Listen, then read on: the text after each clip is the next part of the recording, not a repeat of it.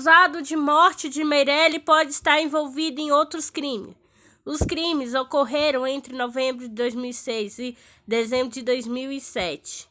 O sargento reformado da Polícia Militar do Rio de Janeiro, Ronier Lessa, preso desde março de 2019 e réu pelo homicídio da vereadora do Rio, Meirelles Franco, e investigado pelo Ministério Público do Rio de Janeiro, MP Rio de Janeiro, por outros 4 assassinatos ocorridos entre novembro de 2006 e dezembro de 2007, segundo divulgou o jornal O Globo. Um dos mortos era o ex-deputado estadual Eri Brum e a força-tarefa do caso Meirelles, Anderson, criada pelo MP Rio de Janeiro, encontrado indícios de envolvimento de Lessa nesses 4 crimes.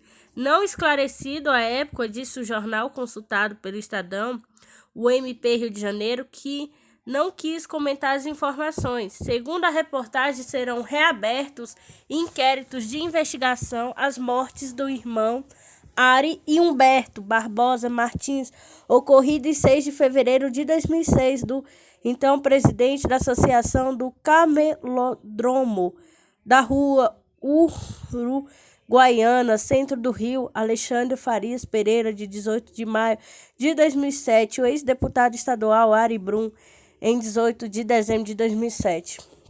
Os irmãos Ari e Humberto Barbosa Martins foram assassinados em 6 de novembro de 2006, na Avenida Beira-Mar, na região central do Rio. As vítimas saíam de um posto de combustível usando um Golf. Quando foram atacados a tiros, para-brisa foi atingido por pelo menos 11 disparos. Ari, que dirigia o carro, morreu na hora. Humberto, que era policial federal, estava no banco do carona e morreu a caminho do hospital. Segundo o Globo, a quebra de sigilo digital de Lessa indicou que ele fez pesquisa na internet sobre Ari Barbosa e a mulher dele nos dias 2 e 9 de outubro de 2006, cerca de um mês antes do duplo homicídio.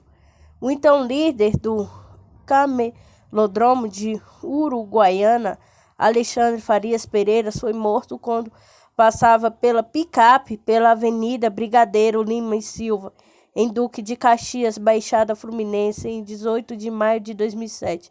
O motivo da morte de Alexandre seria a disputa pelos lucros provenientes de negócios ilícitos e controles do Camelódromo.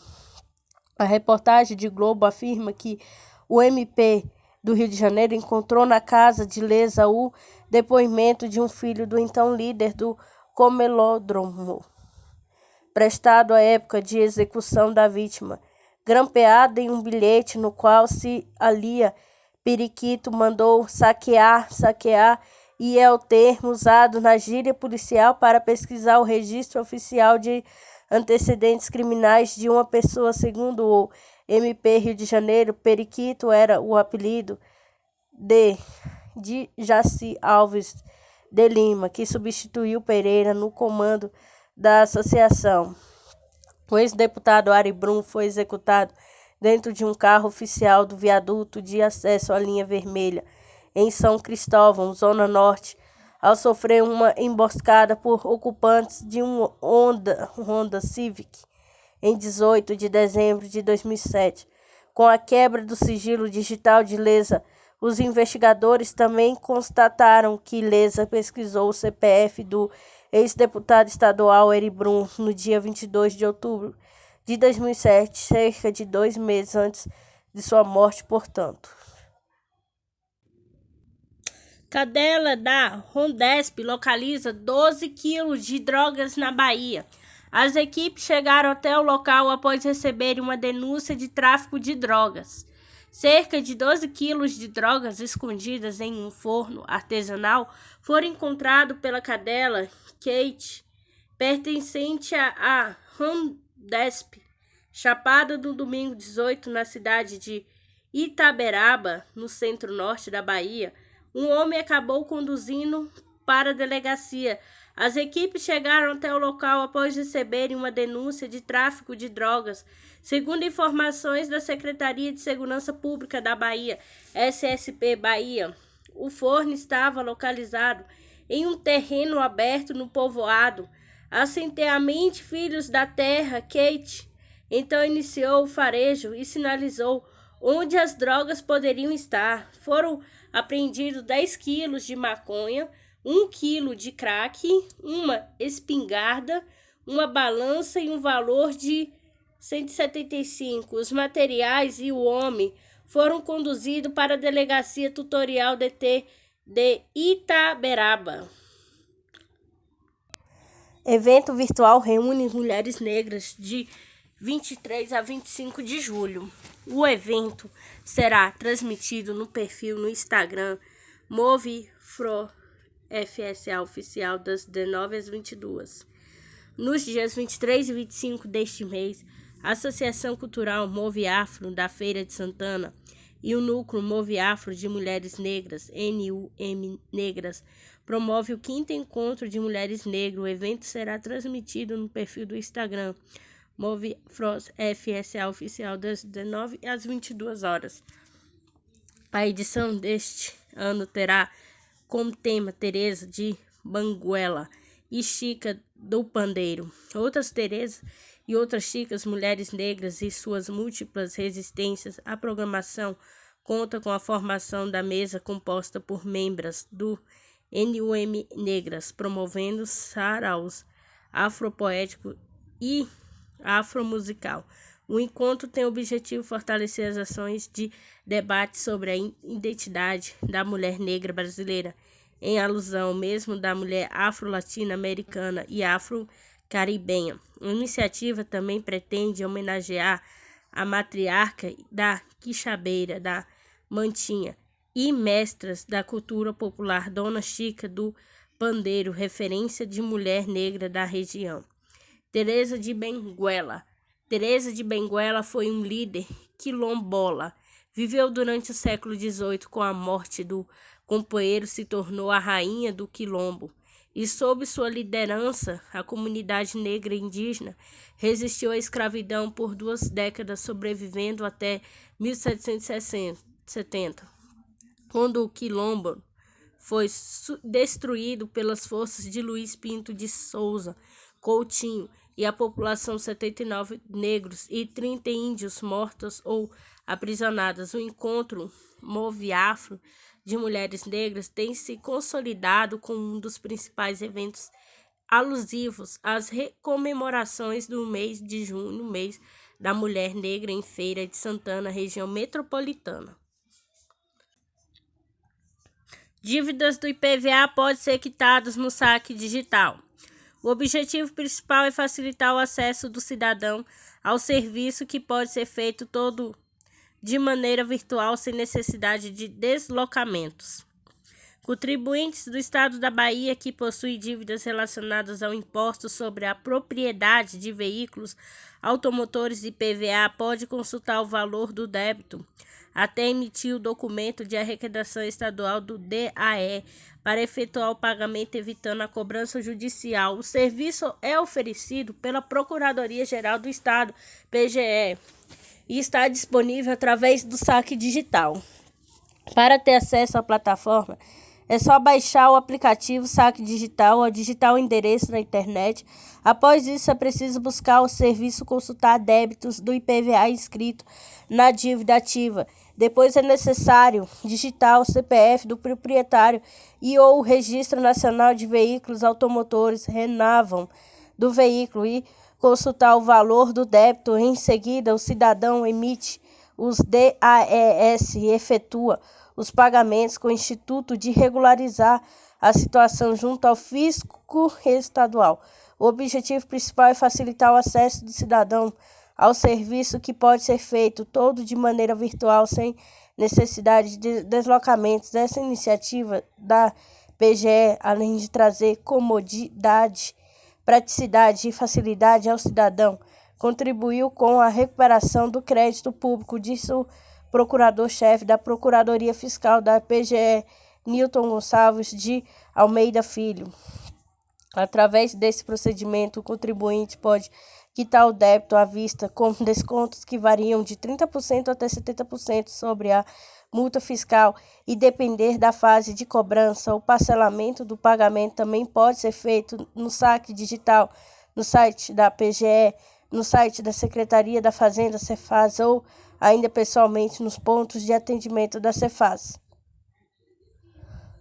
Bahia recebe 211 mil novas doses contra o Covid-19.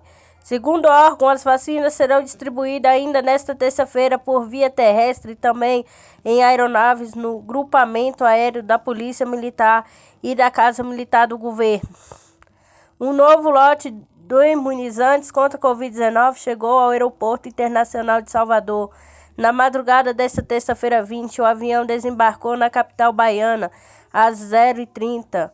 De acordo com a Secretaria de Saúde da Bahia, CESAB, foram entregues 79.400 doses da vacina AstraZeneca Covax e 132.400 da Coronavac Butantan, que totalizou 211.800 doses. Ao longo mais à noite, deve chegar 314 mil doses da AstraZeneca Oxford Fiocruz e outros 81.900 doses da Pfizer, conforme a CESAB. As entregas estão previstas para 18h45 e às 20h30, respectivamente. Ao todo, está prevista a chegada de 607.700 novas doses na Bahia nesta terça-feira 20. Segundo o órgão, as vacinas serão distribuídas ainda nesta terça-feira 20 por via terrestre e também em aeronaves do grupamento aéreo da Polícia Militar e da Casa Militar do Governador.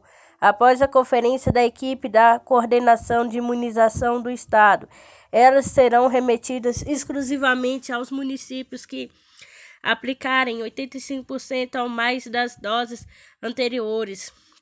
Esta foi uma decisão da Comissão Intergestores Bipartite CIB, que é uma instância deliberativa do SUS e reúne representantes dos 417 municípios baianos e o Estado. Com esta nova remessa, a Bahia chegará ao total de 9.908.380 doses de vacina recebidas, sendo que 3.554.400 da Coronavac, 5.059.050 da Oxford AstraZeneca, 1.040.130 da Pfizer e 250.800 da Janssen. Covid, saiba tudo sobre vacinação na terça 20. Imunização para pessoas com 37 anos ou que vão completar. A aplicação da primeira dose da vacina contra a Covid continua nesta terça-feira 20 para pessoas de 37 anos ou que vão completar a idade ainda este ano, nascido em 1984. A vacinação acontece das 8 às 17 nas unidades básicas de saúde UBSS, incluindo nos distritos e em 21 unidades de saúde de família USFS. Confira a relação no final da matéria. A Secretaria Municipal de Saúde, SMS, afirma que, ao longo do dia, de acordo com a demanda, as doses podem esgotar nos postos de vacinação. A última remessa de vacina contra a Covid-19 chegou ao município na sexta-feira 16. Para receber o imunizante, é obrigatório apresentar RG, CPF e comprovante de residência no nome da pessoa a ser vacinada, de pai ou mãe, ou com alguma comprovação de vínculo, se for aluguel, em documento que comprove a locação. Nos casos em que a residência está no nome do cônjuge ou ex-cônjuge, é necessário apresentar certidão de casamento ou divórcio no local da vacinação. Equipes de triagem fazem a consulta do cartão do SUS para confirmar a lotação em Feira de Santana. Segunda dose. A aplicação da segunda dose também continua para aqueles que estão no período recomendado. A vacinação é realizada na UBSS. Para isso é preciso apresentar a caderneta de vacinação com o registro da primeira dose, RG, CPF e comprovante de residência. Confira a lista das unidades básicas de saúde UBS. UBS Casa, endereço Rua Frei Aureliano, Grota Mares, SN, Capuchinhos. UBS Subai, endereço Rua Segunda Travessa Politeama, ES/N, Subai. UBS CAESB 1, endereço Rua Japão, S/N CAESB. UBS CAESB 2, endereço Rua São Valentim, S/N CAESB.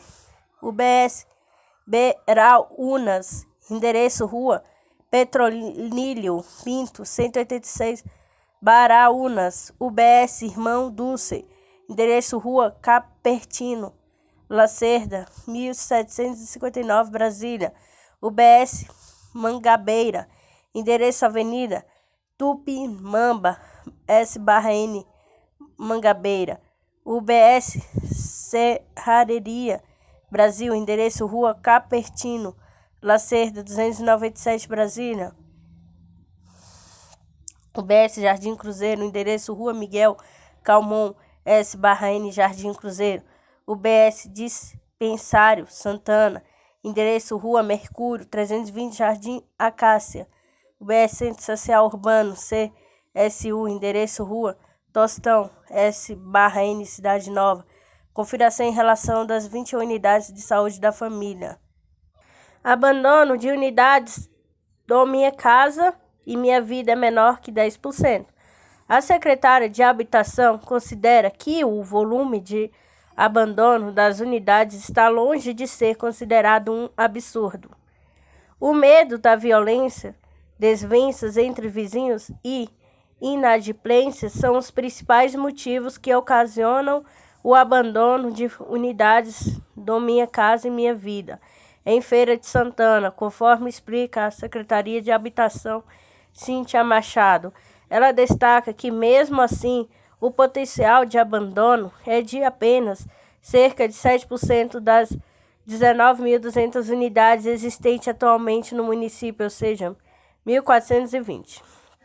Cíntia Machado acrescenta que algumas pessoas também se arrependem da mudança, alegando que foram morar muito distante de familiares, e os que tentam ludibriar o programa alugando ou vendendo os imóveis. Quando foi aprovado que o beneficiário está alugando ou vendendo a anuidade, a Prefeitura imediatamente comunica à Caixa Econômica Federal, pois o contrato foi assinado com ela e é somente que pode adotar providências para retornar os imóveis, explica.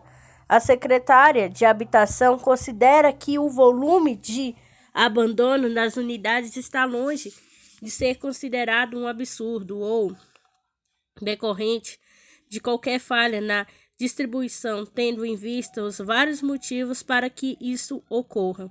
A Secretaria descobriu 5 motivos. Os mais lamentáveis é que ainda há pessoas sem condições de pagar e que a violência impeça outras de realizar o sonho da casa própria, salientou. Menor de 16 anos é vítima de tiros e morre no HGCA. Ele foi socorrido, mas não resistiu aos ferimentos. Douglas William de Jesus Oliveira, de apenas 16 anos, foi vítima de tiros, socorrido, mas ocorreu no Hospital Geral Creston Andrade, HGCA, em Feira de Santana. De acordo com as informações policiais, o adolescente foi ferido no último domingo 18 no bairro Campo Limpo. Ele estava em companhia de um amigo quando o suspeito, que estava em um veículo, demais dados ignorados, passou por eles, efetuando vários disparos, atingindo Douglas William nas costas. O corpo foi transferido para a sede do Departamento de Polícia Técnica, DPT, de Feira de Santana. Sócio de restaurante que brigou com o motoboy que sentou para carregar o celular e afastado. O trabalho foi destratado na frente de outros funcionários. O Omin Brands, empresa detentora do restaurante italiano Abibraccio, afastou o sócio que discutiu com um motoboy no Parque Shopping em Brasília. Em vídeo que circula nas redes sociais, o empresário reclama com o entregador por tê-lo visto sentado para carregar o celular no empreendimento. O homem não teve a identidade divulgada em nota enviada ao jornal Metrópolis. A empresa disse que a situação retratada no vídeo não foi condiz com a relação da marca com os profissionais de entrega. O grupo também informou que ficará em uma apuração do caso. Já iniciou a reorientação de todo o time do restaurante em relação à filosofia para que a situação com este não volte a acontecer. Entenda o caso. Nas imagens, o sócio questiona o trabalhador que estava em uma área destinada ao apoio de entregadores.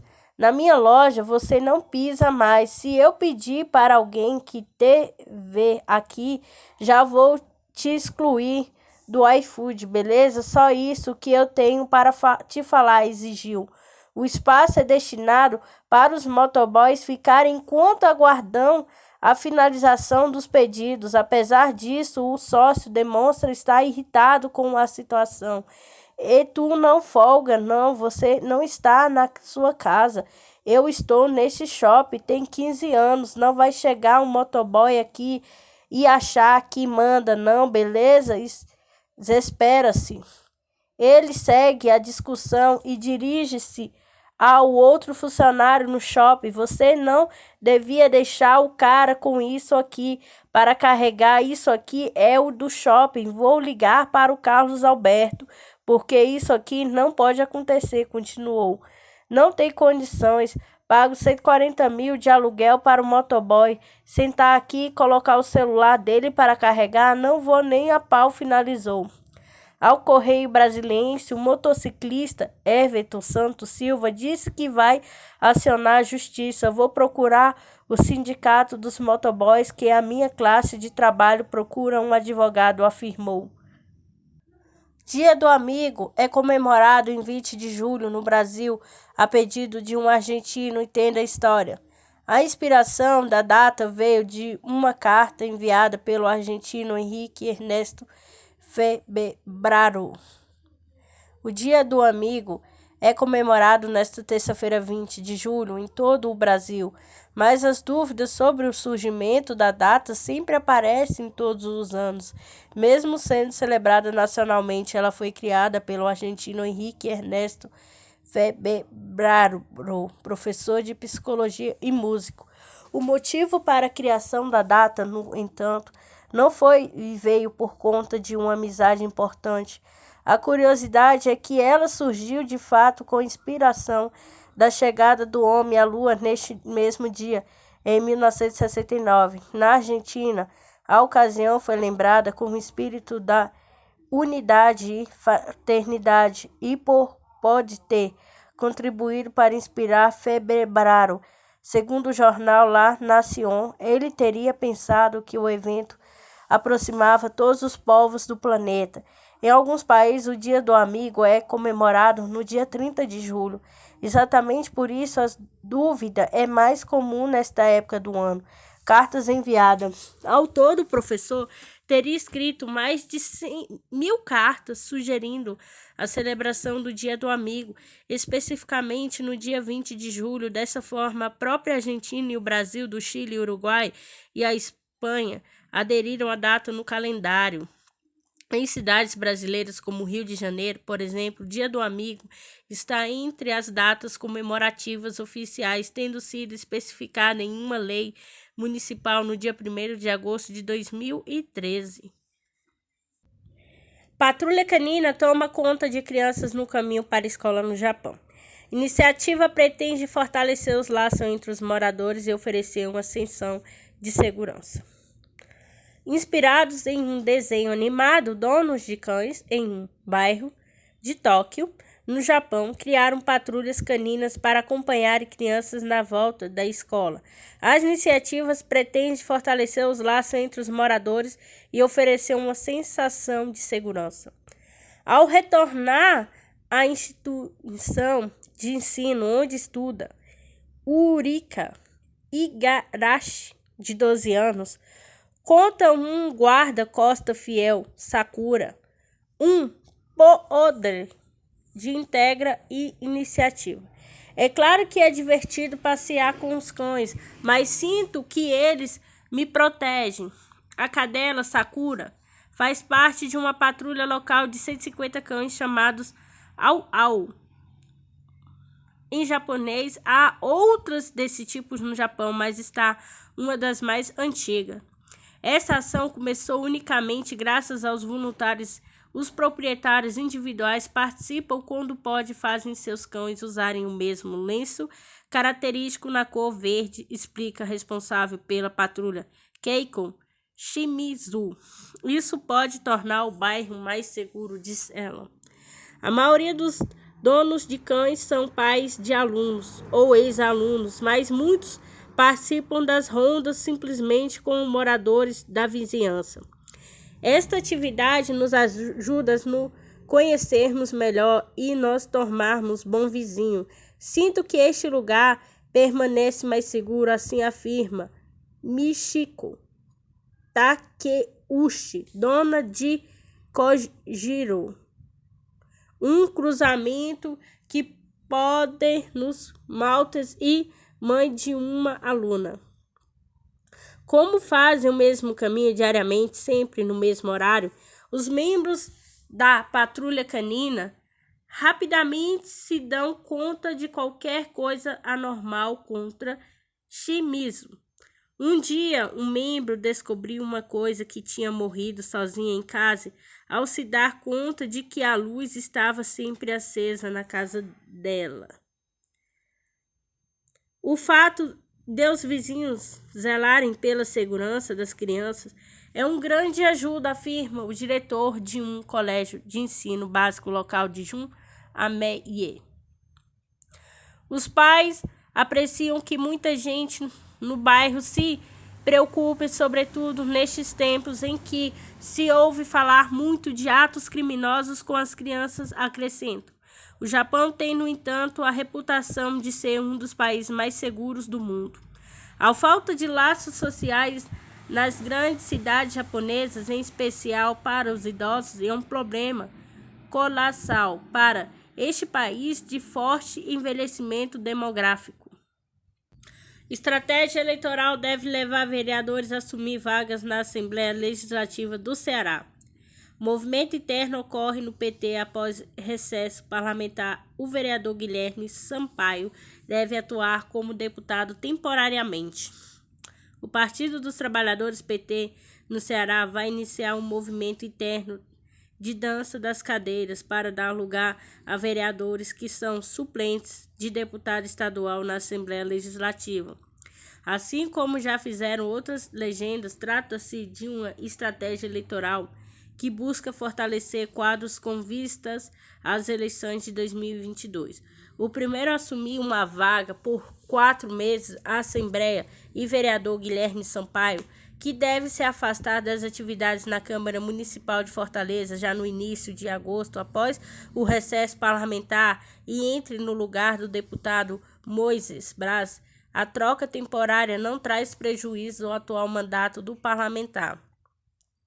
De acordo com o presidente estadual do PT, Antônio Filho, o CONIM, essa é uma estratégia da sigla já avisando as novas regras eleitorais com o fim das ligações proporcionais, ou seja, para a disputa pelos cargos de vereador e deputado, o dirigente avalia que dar suporte aos suplentes pode fortalecer candidaturas em 2022. É uma prática que nós vamos reproduzir o resultado da eleição. Um esforço de todos é uma chapa que ajuda CONIM, presidente estadual do PT.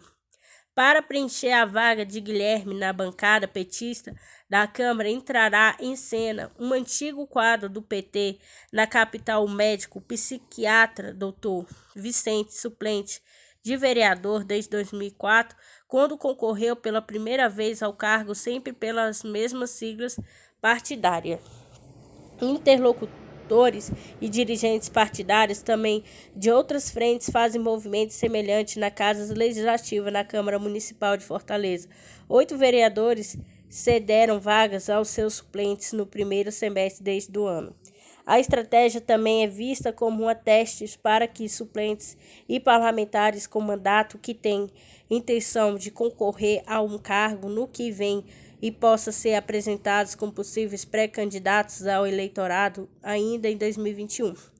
Permissões no CTF. O jogo das cadeiras para que vereadores sejam conduzidos temporariamente ao postos de deputado estadual é possível ter previsão na Lei Orgânica Municipal. Além disso, já há um entendimento no Supremo Tribunal Federal CTF na mesma direção.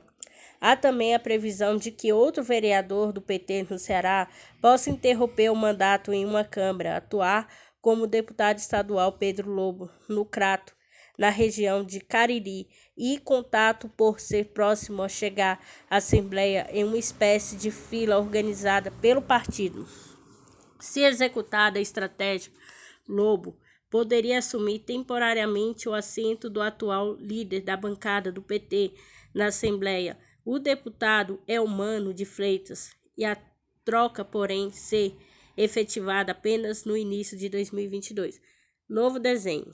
Confirmando os entendimentos bancadas do PT na Câmara, em agosto deve ser formado pelos vereadores Larissa Gaspar, Ronivaldo Maia, líder do Dr. Vicente. Já na Assembleia Legislativa, o partido deve contar com Elmano de Freitas, líder, Fernando Santana, vice-presidente Guilherme Sampaio e Acrício Sena, licenciado. Saiba quem é Pedro Castilho, novo presidente do Peru.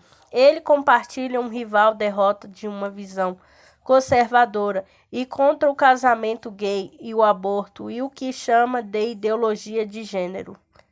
Pedro Castilho, 51, presidente eleito do Peru, era conhecido no país até a eleição por 2 episódios. O primeiro foi a liderança de uma greve nacional de professores de 2017 à frente do CONARE, Comitê Nacional de Orientação, principal sindicato de professores rurais do Peru. Segundo, foi rápida escalada até a primeira oposição, no primeiro turno da eleição peruana, por meio de uma agenda esquerdista simpática ao chavismo e de proposta que visam a refundação do país, entre os quais a criação de uma nova Constituição, e demonstra a instituição com a Defensoria do Povo, que ele considera um órgão corrupto. Pelo menos o motivo também defende uma reforma do judiciário. A vitória ocorre 19 anos após a estreia na política, com 2002, quando foi candidato a prefeito da Anguia, um pequeno povoado na região de Cajamarca. Perdeu. Desde então, nunca mais havia se candidatado. Castilho compartilha com Keiko Fujimori, a rival derrota no pleito presidencial, uma visão conservadora em contra o casamento gay e o aborto e o que é chamado de ideologia de gênero. Afirma que o Estado tem de acompanhar os peruanos na economia, nas ruas, em casa e na escola, como disse no último debate presidencial. Também está alinhando com a filha do ex-autocrata peruano Alberto Fujimori, contra a rejeitação à entrada do país de mais refugiados venezuelanos que, para ele, roubaram o emprego dos peruanos. Trajetória. Castilho nasceu em Tacabamba, na província da Chota, no norte do país. Na escola, a qual chegavam depois de caminhar 2 quilômetros de altitude de mais de 2.000 metros, não era conhecido por se destacar nas disciplinas, diferentemente de quanto ajudava o pai na colheita da batata e trigo. Hoje ainda vive na Chota com a mulher e os 2 filhos, e das aulas de espanhol e de história para turmas do ensino médio fundamental. Trabalha no mesmo colégio há 25 anos e alguns de seus ex-alunos fazem parte de seu círculo oficial de segurança e coordenação política. Como o pai aprendeu a celebrar o general João Valesco Alvarado, um ditador de esquerda que governou o país entre 1968 e 1975.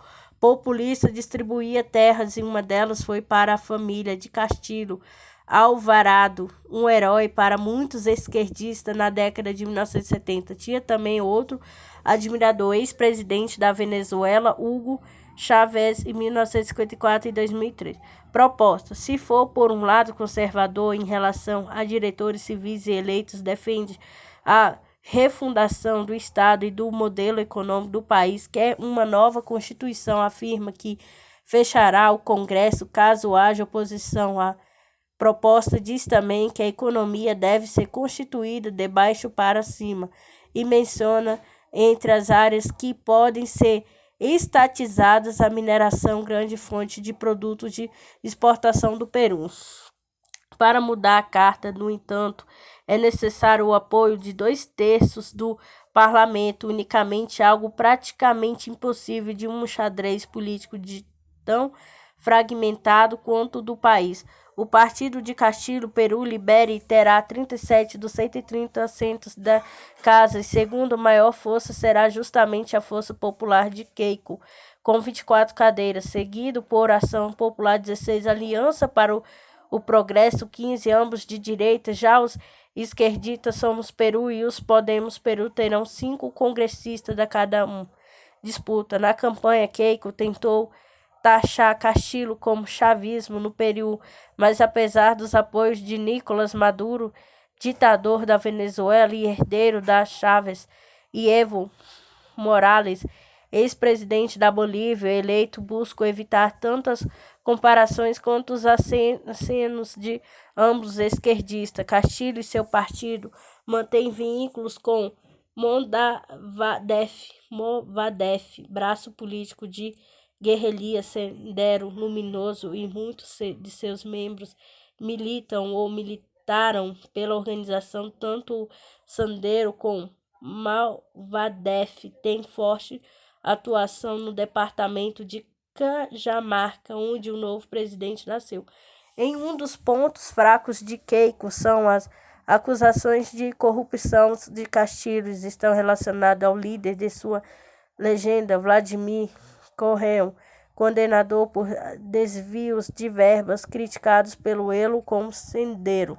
Aliança. Castillo sempre negou vínculos com os sanderistas e sustenta ter feito parte das rondas campesinas, grupos paramilitares que ajudam o exército peruano a derrotar o Sendero no conflito, como deixou mais de 70 mil mortos entre 1980 e 1993. Mesmo fora da lei, os randeiros foram tolerados por todos os governos até hoje, porque atende à necessidade de comunidades distantes do centro do Peru. Em muitos locais do país, a presença apenas das rendas campesinas, sem que a política e assistentes sociais atuem nas áreas, numa demonstração de falência no Estado peruano. Em alguma região são fortemente armados e confrontam as forças de segurança do Exército. Grande apelo à região rurais. De discurso com grande apelo à região rurais, Castillo diz que os políticos da capital Lima não sabem como a vida se desenvolve no interior e recorre com frequência ao período em que, diz ele, recolhia lenha, cozinhava e não parava de trabalhar, salvo nos horários de ir ao colégio ou de dormir. Essa retórica, porém, é combatida pelos próprios fujimoristas no interior, que ainda são muito numerosos. Foi apenas com o passar do tempo que fujimorismo virou um movimento relacionado às grandes cidades. No interior, nas áreas onde o Sendero atua, Alberto Fujimori era muito admirado justamente porque em sua gestão senderista foram derrotados. Na eleição de 1990, ele foi o único candidato a visitar as regiões do país aonde políticos de Lima não iam, e durante seu governo houve subsídios à população do campo, algo que hoje Castillo, não filho de autocrata, promete fazer. A vitória mudará a vida de Castillo, que nunca morou numa cidade grande e ainda vive num povoado de Xangu, num sítio como uma casa simples de vários cômodos, em que a comida continua a ser feita no fogão a lenha.